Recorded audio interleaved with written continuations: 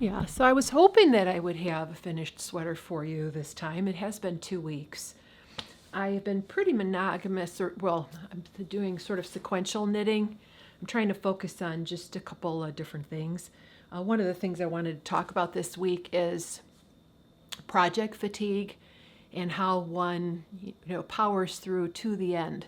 As we know, when we start a project, we're all super excited. We got our new yarn, or we've rediscovered our yarn from stash, and we've picked the perfect pattern, and we're all excited about it. Maybe other people are knitting the same thing, and there's this big enthusiasm push at the beginning. And then, as I work on it, it starts to be, oh, I gotta knit a whole sleeve now.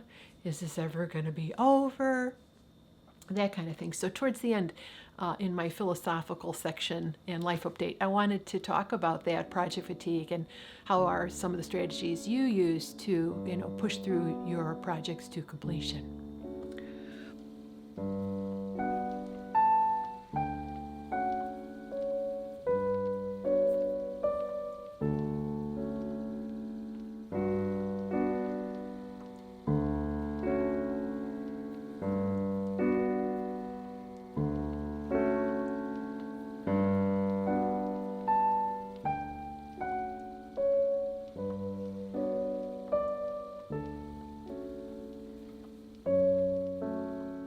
All right, so let's get started right away.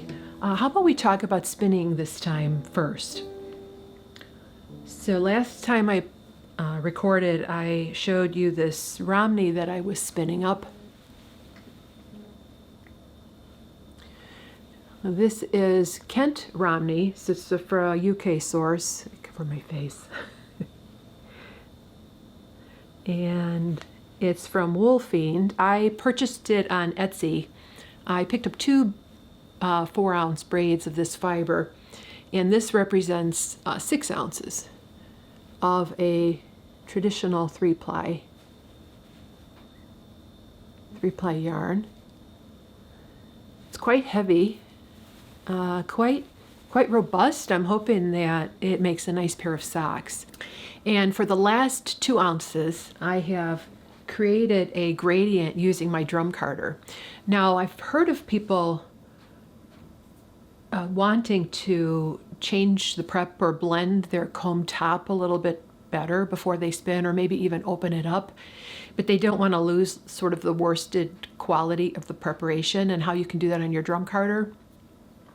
So what I find is that when I feed my fiber onto the carder in the direction it comes, you've got this long length of comb top, and you just feed it into the carder in that same direction. And then when you take it off the carder, you also spin from that same direction. So you're sort of keeping that worsted style. So worsted yarns are typically from a combed preparation, which means that all the fibers are aligned. And if hand combing, they often go in one direction. So you get a sort of a semi-worsted when you do that, but what the benefit is you get a nice open preparation here. What I did with the braid, and I'll put a little picture here. I took the braid and I divvied it up by color. So I took the lightest shades, the darkest shades, and I think I did 2 separate bats on my electric drum carder. And I'm spinning this to 1 bobbin, and I'm going to do a chain ply, which is a sort of a crochet chain type plying technique for the last 2 ounces. So what I'm going to do with that last 2 ounces, I'm not 100% sure, but I was thinking of making the cuffs and the heel and the toe solid colors, and then the rest of the socks being this variegated. So yeah, I can't wait to see how this excuse me, I can't wait to see how this knits up. So the way I'm going to decide how many stitches to cast on is I'm going to make a gauge swatch. And my foot circumference is about 9.5 inches. I've got quite a wide foot and quite a long foot. I'm like a US 10 and a half, or Euro 42. And I'm going to take 9.5 inches take 90% of that, so to accommodate for ease. And so figure out it's about 8.5 inches I want my finished for circumference to be, and then I'll multiply it by my gauge. So if I'm getting 6 stitches per inch times 8 for an 8-inch sock, I would cast on 48 stitches. Of course, there's decimals there. I might cast on 52, but I'm going to see what I get. I want to get a nice firm fabric because it doesn't have any nylon in it, and I want to see how this wears. So yeah, so pretty happy with how this turned out. I spun this on my Lundrum double treadle on the Fast Flyer. I think 15-1 I spun it. So the Fast Flyer is 12-1, 12, 15, 17. So I'd use the middle whirl for that. Yeah, and then I'm busy wrapping up the spin. I only have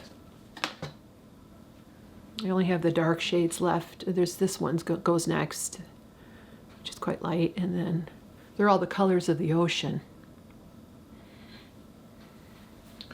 So that is my sock project that I'm working on.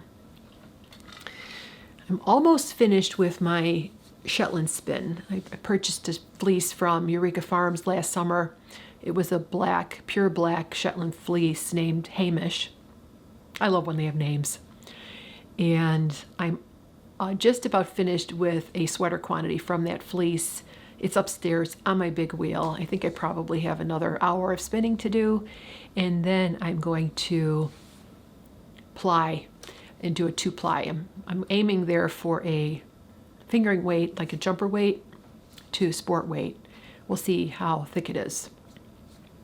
So yeah, so those are my 2 major spins.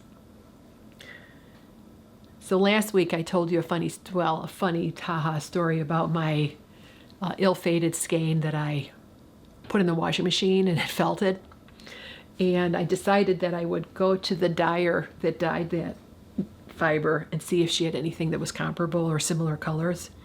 And I found this one. So this is 75% Cormo, 25% mulberry silk, dyed with mirrored striping. And here's one of the pretties that came into my stash this week. The colors are very similar to that previous braid. And I'm going to spin this into a 2-ply here on my little wheel. So my goal is to get through a braid a month, at least a braid a month that's in my stash. So this will be my March spin, and then we'll see what I can come up with for my sweater. I'm hoping to make the Jennifer Steingass New Leaf sweater from that Shetland alpaca blend, and this, if it works out okay. So that is my spinning.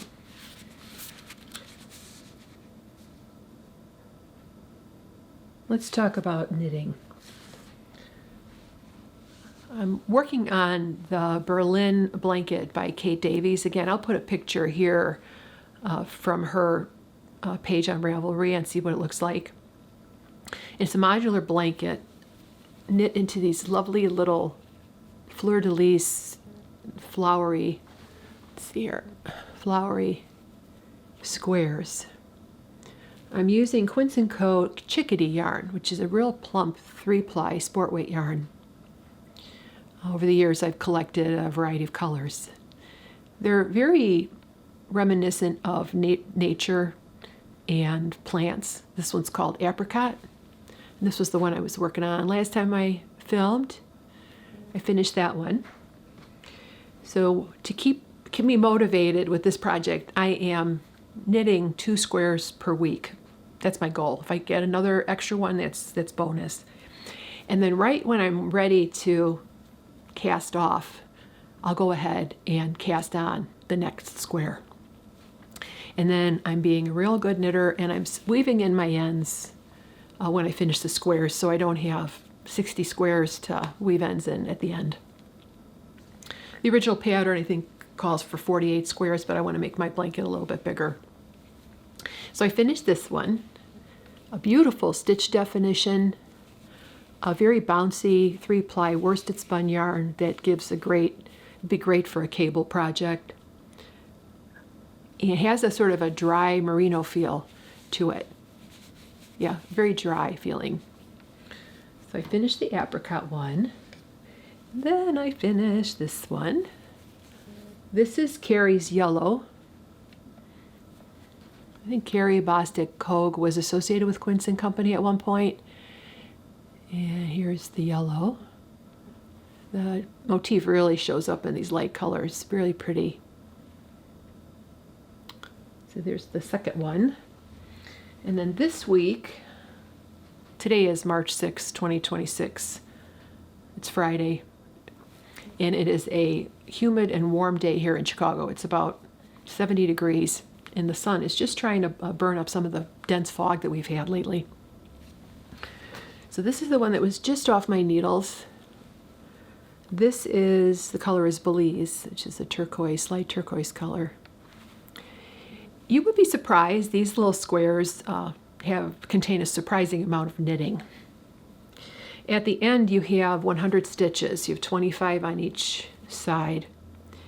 And the bind off is kind of tedious. It's a purl 2 together, purl 1, and then slip it back to the left needle and purl 2 together. And it takes a surprising amount of time to cast off. So it's not a tiny bit of knitting, but it's very satisfying because you get that feeling of completion. I have a completed square. I have a FO.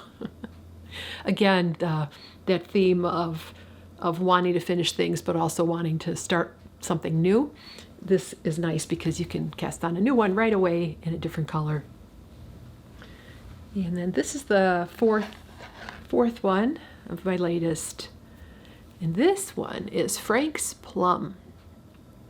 It's a beautiful, deep, deep purple.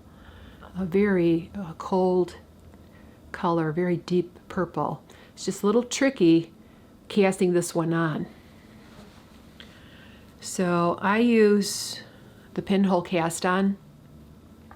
There's a tutorial that I will link below by Chili Dog Knits. She has for me, it clicked. She has the best explanation of how to get your initial 8 stitches on one needle. And then rather than divvy up the 8 stitches to 4 needles, sometimes I'll just go ahead and knit the first row of the pattern straight, and then in the next row I'll knit off that single needle and then join at that point. So I'm actually joining on row 2, and it's a lot easier. And if I can get my act together here, I'll do a little demonstration of that if you're interested. There's a lot of patterns that start with the Pinhole Cast On. The one that comes to mind is Isolde Teague's Muscle Burr hat. So that's what I did with this. I was really struggling with getting those 8 stitches started. So I just knit the first 2 stitches, and it looks, I can't tell the difference. Because it's a circular cast on and you're cinching it up anyway, it doesn't really make a difference. So yeah, I knit these on 3.25 millimeter double pointed needles. And then at the end, when I'm doing the border here, I switch to a short, I have a 16-inch, I don't know how many centimeters that is, circular needle, and I can just fit the stitches all the way around, so it makes this border and the bind off a little bit easier. So yeah, so this is just a long-term progress, project. I'll be working on this all through 2026, and yeah, they're a nice little snack in between. If you get tired of working on a sleeve, you can make a little, I call them B squares, Berlin squares. I'm going to crochet them together rather than I think Kate has you do a 3-needle bind off to seam all the squares together, and then she has a border with an I-cord edging. I'm going to crochet all the way around the edge and maybe do a reverse crab stitch around to finish off the blanket. But that's probably, I'm hoping that's probably something I'll be doing in the fall, you know, up to Christmas next year. So yeah, a really, really fun project. Highly recommend it. It's an older pattern, but there's nothing wrong with an older pattern, right? So yeah, those are just kind of my little guilty pleasure. When I get tired of my big projects, I make a B-square.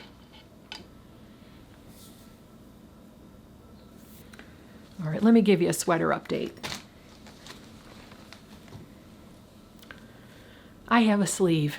Yay! I have a sleeve. Do you know what this is? Of course you do. This is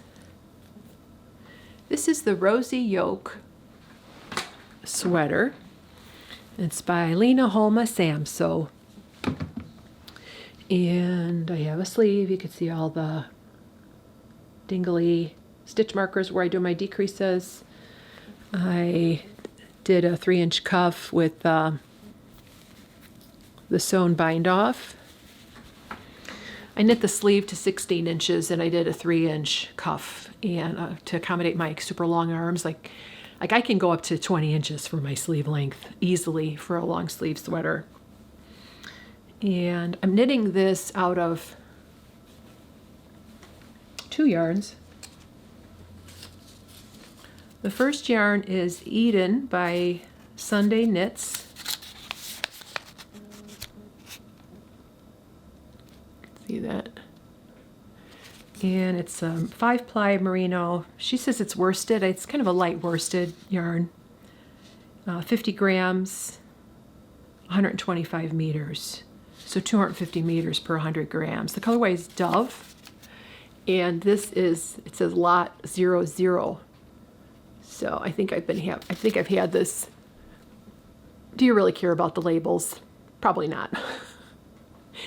So I haven't had this yarn in my stash for quite a while. And then this is lace weight alpaca from Pasquale Yarns. And I think this is called granite, something like that, or marble, something like that. So I'm holding those 2 yarns together. And the yoke is Carol Sunday's angelic base, which is 25% Angora rabbit. And boy, is it ever luscious and soft. I want to make a sweater just out of angelic. It's just so, so beautiful. That's the bone. It's in the bone color. And then I held that with the alpaca. So yeah, I did a light steam block. It's lopsided now, so it's really bugging me. So you want to get it done. The collar is get a little bit frilled, which I'm not exactly sure why. Maybe I did the cast off a little bit too loosely. I don't know. But I tried it on and it fits. I'm making the size. I have notes. I'm making the 5th size, which is the large. The only modifications I've done so far is the sleeve length. I'm adding inch length to the sleeves.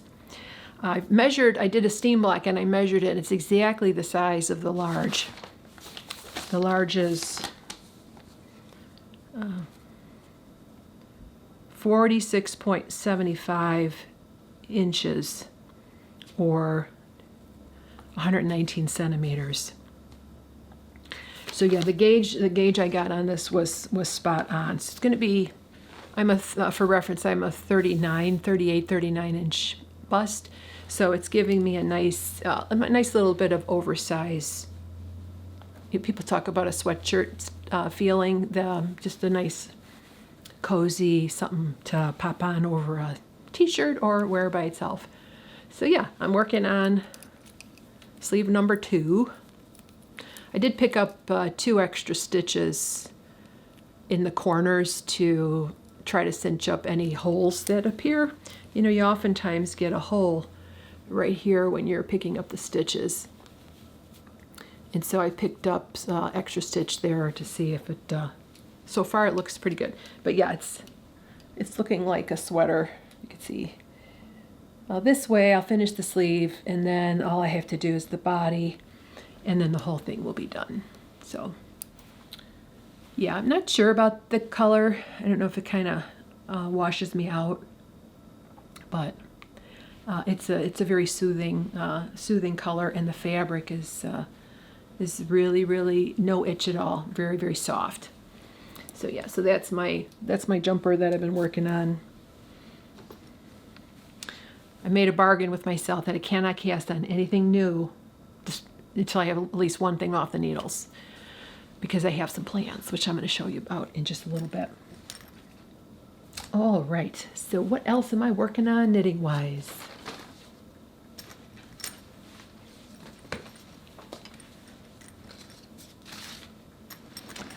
So this is progress on a baby blanket that I'm making for my hairdresser.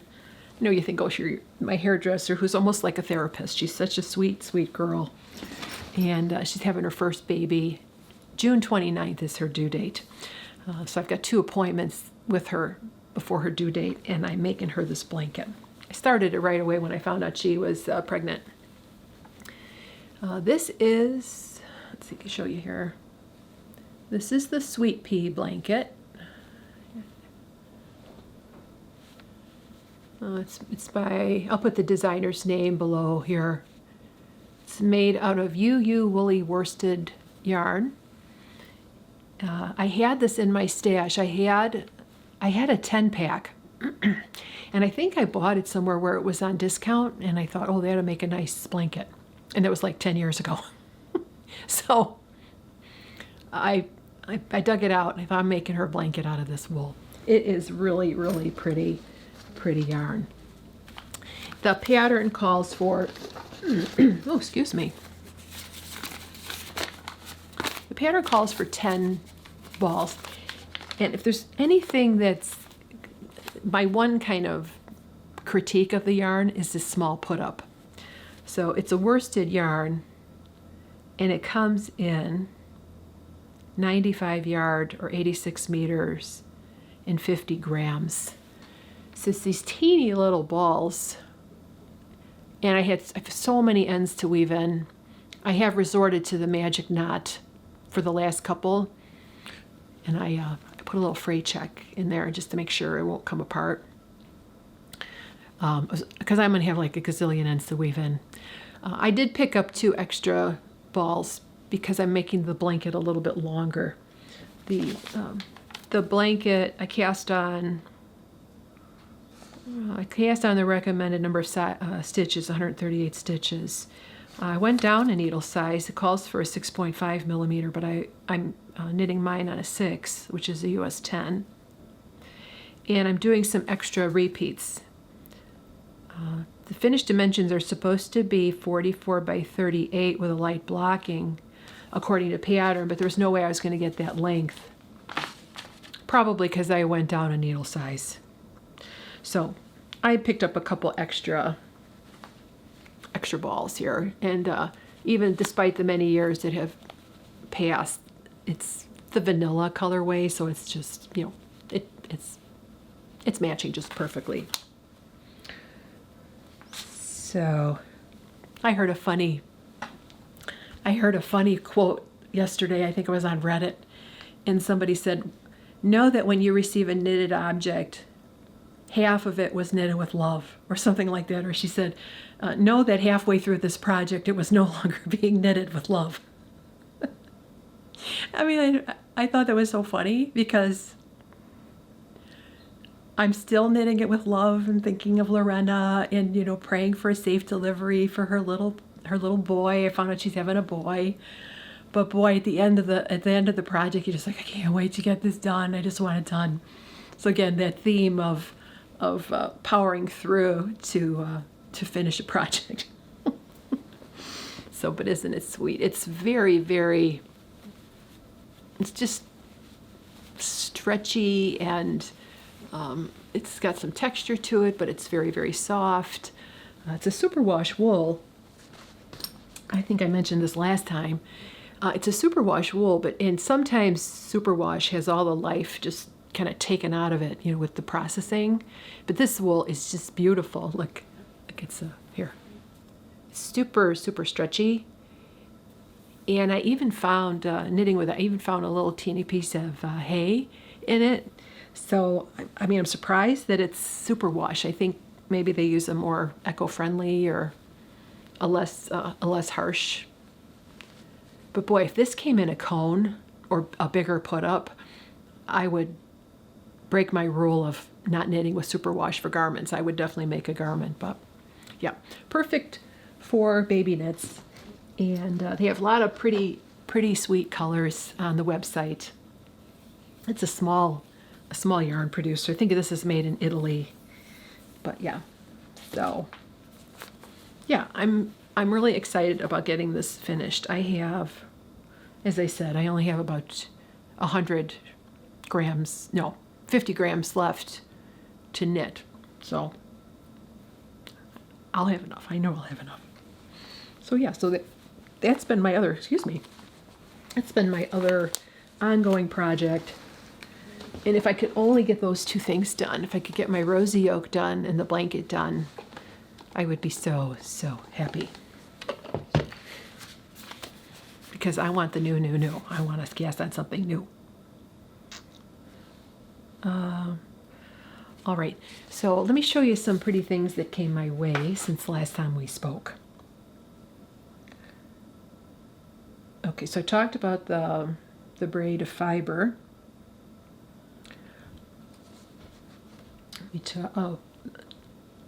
Let me talk about this next project. So this yarn right here is Shetland DK from Jameson's of Shetland. It's in the peony color, and I purchased 12 balls of this to make a Gudrun Johnston's. Is it Johnson or Johnston? I'll put it right here. To make her Riggies vest. I guess Riggies in Shetland dialect means garter ridges, and it's this really neat garter stitch waistcoat or vest that's knit sideways in 4 panels, and then it's a 3 needle bind off, I think, up the middle and the back, I think, and then it has this funnel neck and it's got some ribbing on the end, and I really think it's a very elegant looking piece, and I could use a couple of vests in my closet, and so yeah, I bought 12 of these. I bought this from Little Knits online, and I think I got a little bit of a discount. It's in the peony color, which is really one of my colors. I love anything this deep rose shades are my jam. So I'm just making I'm doing a sneaky swatch, and I'm going to do a swatch to make sure that I'm getting the gauge. And this is the first thing I'm going to cast on when I get one of those other projects finished. That's my plan. Yeah, here it is. So here's my, so there's 10 of the balls, and then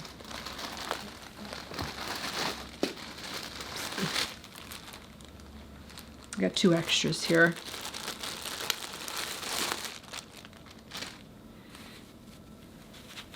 I love their label. 25 grams. Now I don't mind these being in small put-ups because number one, you can wet felt the ends or spit slice. It sounds gross, but you can separate the plies and wet them and splice them together. Also for color work, I think that's the reason they make them in small put-ups, so you can do color work. So yeah, it's colorway is 581 and 75 meters and 25 grams. And there's the beautiful label. I've never knit with this yarn before, so I'm really looking forward to it. So that's the Riggies that's on the menu for future knitting. What else has come my way? I was watching Isabel last week. Isabel has a lovely channel here on YouTube. You probably know about her. Isabel's a beautiful knitter, very inspirational. She really is so thoughtful about everything that she makes, and she just has her own style. And I'm inspired by her every week, and I really appreciate her every week coming on to film and give us updates on her projects.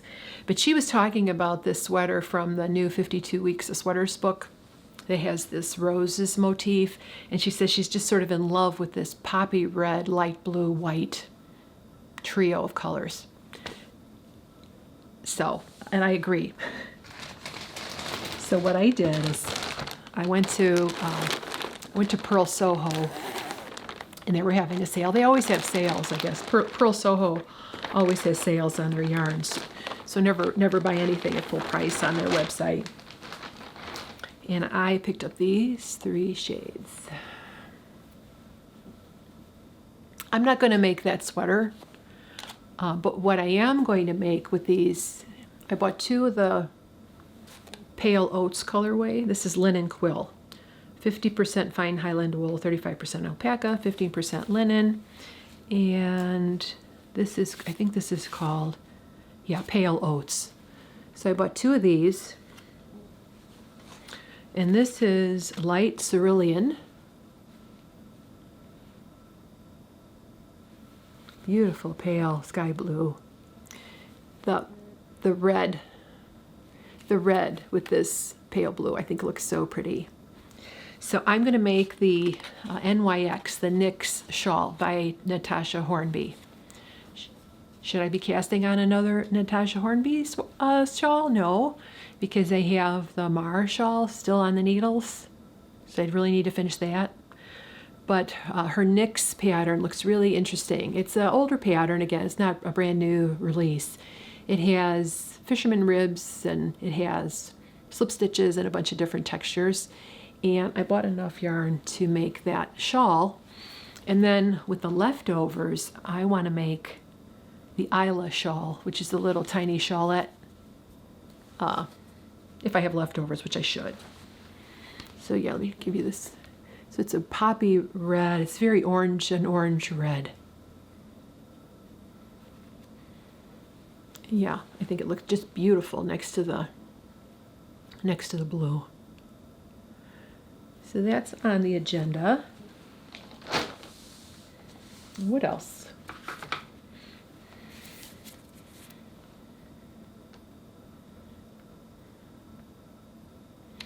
I bought yarn to make Andrea Gaughan's new pattern. It's called the Dogwood Cardigan. And it's this really sweet cropped cabled cardigan in like a cabled rib. And she made it out of Ulisse, and hers is white or cream colored. But I decided, I'm on a red kick, obviously. So I purchased from Wool & Company some more Durum Natura Ulisse yarn. It's their sport weight yarn, and this is the Pavot. Oh, I meant to look this up, you French speakers. P-A-V-O-T, I think it's Pavot. Probably said that wrong, and it's called Poppy. It's a poppy color. And I bought enough to make Andrea Gaughan's new cable pattern. So yeah, very cheerful colors. So yeah, so I kind of went on a spending spree this last month. But it happens. I'm going to use the yarn. Yarn doesn't have expiration dates. As long as you can keep it safe, you can use it many, many years into the future. So yeah, so that's up on my agenda. And then keeping in the floral frame of mind, I've been wanting to make a Fair Isle vest that's all colored, you know, obviously it's all stranded color work. I'm inspired by Rosemary in Time. Rosemary in that show wears in the first season, she wears these colorwork vests that are just so adorable on her. Of course, they're going to be just as adorable on me, right? Anyway, I've been looking on Ravelry, and one pattern in particular came to my attention. It's called the Poppy Vest, and it's by Marianne Stevens. She's a knitwear designer who lives in Arizona. She's an American, and she has a couple of colorwork vests that are really beautiful. The Poppy Vest is the one I'm going to make. And then there's another one called Wild Roses, I think, that also looks really, really pretty. I went and purchased the pattern, and oh my goodness, it is so thorough, so complete. The charts are amazing. I think that the instructions, I just read through them once. They're very understandable, and I think it's going to be a very good first foray into color work, all over color work, knitting. I mean, I've made like gloves that have stranded color work, but nothing, or I made things that had color work along the yoke, but nothing that's steeked.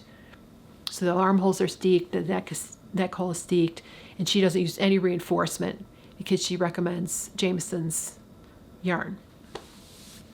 So I was looking on her website, and I saw that she does sell yarn packs for those two vests, and they're pretty affordable. They're pretty much the cost of the yarn if you bought it somewhere else. So there's not just a huge markup, but she's got all the curated colors for you in a kit.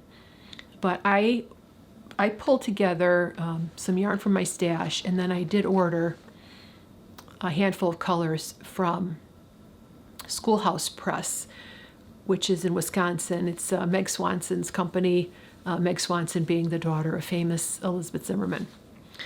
So the body of my sweater, the background of my sweater, is going to be this yarn from my stash. It's Jamieson and Smith. This one is shade 202, which I think is called Stone. The colorway called for the pattern is called Pebble, which is a little bit of a cooler gray. This is, so you can see, this is a warm beige color. So I had 7 of these in my stash. I think I was going to make some Kate Davies project some time ago, and I never got around to it. And so let me show you the other colors. This beautiful orange is from my stash. It's Reynolds Whiskey. 100% wool, 195 yards or 177 meters and 50 grams. And I bought a whole different set of colors of this yarn. It was on clearance at a yarn shop that was closing. And I picked up a bunch of different colors. So this is the color I'm going to use for the orange pop that's in the pattern. And then all the other colors I purchased.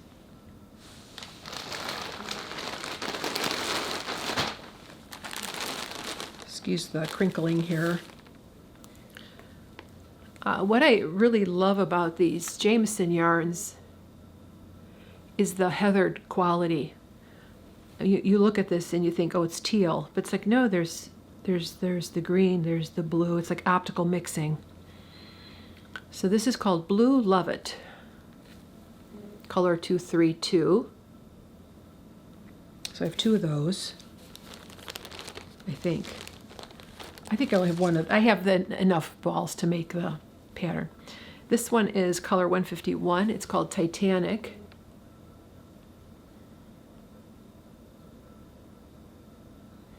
So it's tealy blue, but it has purple and burgundy shades in it. It's really beautiful. This is Moorgrass, color 286. Again, let me see if I can get in there. Can you see all the heathered shades in there? It's really, really beautiful. I can't wait to get this started. I should do a swatch, right? I was thinking, oh, I'll just cast on the large. I really should do a swatch, which I will. I'll do a swatch. Maybe next time I record, I'll show you the swatch. This is called Poppy. Again, there's a theme here. Let's see, how does this compare to this color? Let's see. This is Linen Quill's Poppy, and this is Jameson and Smith. See, this is definitely a brighter, almost orange poppy shade, where this is a reddish. And this is pretty solid. It's a pretty solid color. It's not heathered. What else do I have in here? This is Parma. I only needed one of these. Look how pretty these are together. Complementary colors. I've been studying the work of Paul Klee on the internet, and he was the color theory expert, and a lot of his artwork are just color studies, basically. There's a famous sweater by Midori Hirose called the Paul Klee sweater, where she does these blocks of color. But anyway, I digress. But yeah, so these two complement. They look so pretty together. And one more color. This is another solid. This is Sorbet, which is color 570. So really garden colors. So I ordered this on a Monday, and it came Thursday, yesterday. Which these days that's really quick, because I don't know about you, but if you're in the U.S., shipping seems to take forever. So yeah, I'm super excited. So I won't make any of that noise there. I'm super excited. I'll put in a picture here of all the colors in a basket so you can see them all in their glory. So yeah, I'm pretty excited about that. So yeah. So I have the Riggy's vest, the Dogwood cardigan, the Poppy vest, and then the Pearl Soho, the NYX shawl by Natasha Hornby, also known as Moonstruck Knits. Yeah. All right, so I'll finish up today just with piggybacking to what I said at the beginning of the episode. How do you power through your projects? I'm always amazed at sequential knitters, knitters who just knit on one thing and then they finish that one thing and then they start another thing. Roxanne Richardson just spoke about this in her last Casual Friday podcast, and she talked about what do you do if you're a sequential knitter but you're tired or there's some problem with your current knitting. How do you manage that? Maintaining your sequential knitting status, but how do you manage that? So I'll link that video down in the description, but she spoke about this at length in the last episode. Who else has talked about this?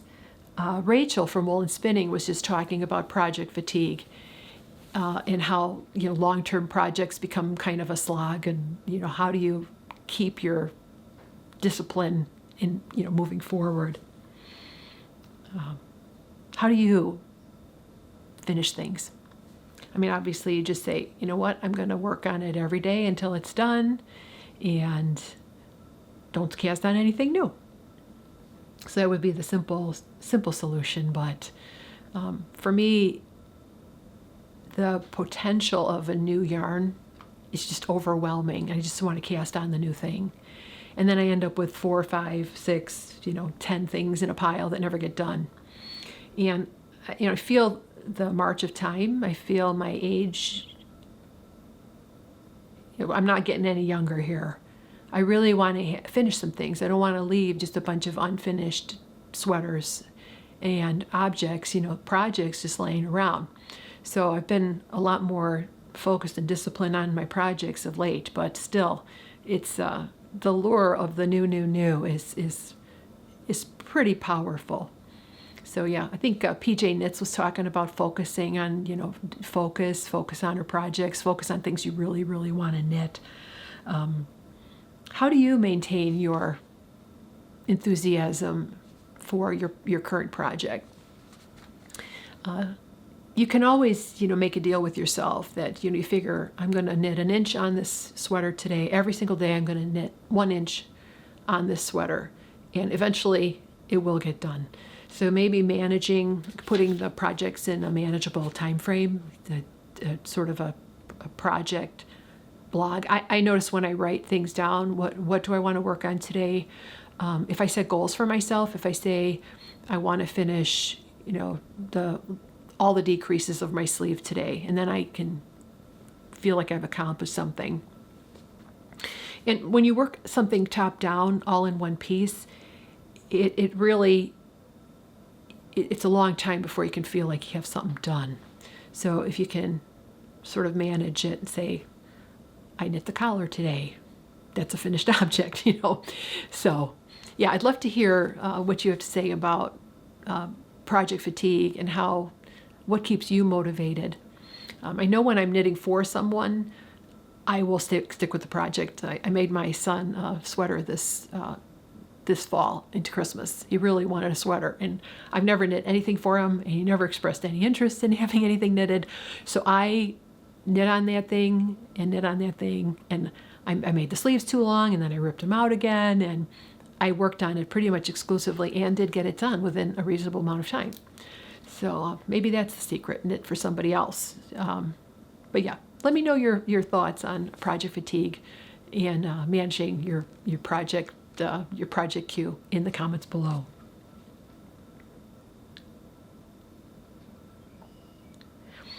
I wanted just to close here with a couple of things that have been, sparking joy, giving me joy lately in the way of books. Last summer, I read this book here. This is the unabridged Count of Monte Cristo, and I was motivated to start reading this by Alicia from Adventure Denali, who's a great reader, pen enthusiast, and knitter. You might know Alicia. I think her name is Alicia, Adventure Denali here on YouTube, and she just started posting again. And I'll link all the podcasters and YouTube channels I talked about today. I'll put in the description below. Please go and check them out. Subscribe if you're moved to subscribe. That'd be great. So I read this last summer, and it was just my constant companion for a couple of months. It took me, just like knitting, reading a book like this took me really a long time. Knitting a sweater takes a long time too. So I read this last summer, and it was just an absolute delightful read. Alexander Dumas could write such a story. So we just finished watching The Count of Monte Cristo adaptation on PBS Passport, and it was with Jeremy Irons played Abbe Faria, and forget who played Edmund. And I have mixed feelings about the series. I think they did a great job consolidating some of the characters, and I was surprised how many plot twists they actually were able to include in an 8-part miniseries. I think the first couple episodes were just outstanding, and of course, who doesn't love Jeremy Irons, right? So we just finished watching The Count of Monte Cristo. We did like 2 episodes over 4 nights, and it was really, really fun to watch. So if you love classic literature and a good story, highly recommend revisiting this book if you've read it before, or picking it up. I want to read I think I want to read Great Expectations next for my classic reading list. So yeah, that gave me a lot of joy. This last week we watched that. So what else? I wanted to just close here mentioning some podcasters that I wanted just to give a shout out and a thank you. These ladies are very diligent about producing content on a regular basis, and they don't disappear on you. They put out content regularly, and I really love them for that. And so I thought I would mention a few of them that you may know of, or maybe you've never heard of. One of them is a new one to me. It's called Knitting the Blues. The lady's name is Yewande, and she lives in Johannesburg, South Africa. Yeah, Johannesburg. And she is an amazing person and knitter. She's a published writer, and her videos are absolutely delightful and inspiring. Yewande at Knitting the Blues is really great. And then there's Candy Bee, Candy Bee Knitting. She does a lot of deep dives into her projects where she gives lots and lots of details. She's a spinner, she's a knitter, and a regular podcaster, Candy Bee Knitting. So she's really a lot of fun to listen to. Marceline from Hey Brownberry just started to post again on YouTube, and she had a really fun episode last week where she was just all excited about some new yarn that she got in some of her projects. And she's always very inspirational. She's a watercolor artist and knitter and designer, and really a great lady to follow. There's a young woman named Azra. She is in the Fleece Folk Diary. She's in Australia, and she is a passionate knitter and lightning fast knitter. She is incredibly fast, and she makes a lot of really interesting content. She just did a video on spinning Polworth from fleece 3 different ways. I will link her channel below. She's just a beautiful knitter, and I always enjoy catching up with her. Azra from Fleece Folk Diary. I had mentioned Adventure Denali earlier. Another a lady that I consider a friend too is Yolanda. She's my knitting podcast.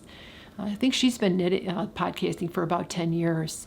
She lives in the Netherlands, and she does a lot of test knits and a lot of garment knitting, and she's also a spinner. Her sweater knitting is just amazing, and she's a really lovely lady, and I enjoy catching up with her always. I mentioned PJ Knits. PJ Knits is just, you feel like you're sitting down with a friend. She's so joyful. She's so positive. Her knitting is amazing. She just finished this baby blanket for her new grandbaby that's just amazing with all these motifs in it. And yeah, she's just a very positive and uplifting podcaster to listen to. Then finally, but last but not least, is Karen from Recreational Knitting. Karen lives in Florida. I think she's a retired speech and language therapist, I think. And she's also an avid knitter, and her sense of humor is so great. I always enjoy catching up with Karen over at Recreational Knitting. She has a tremendous output of projects as well. So yeah, so those are some of the ladies. You can see I spent a lot of time on YouTube. But if there are some podcasters that you really enjoy that are putting out content that uplifts you and keeps you company while you craft, I'd love to hear about them in the comments below.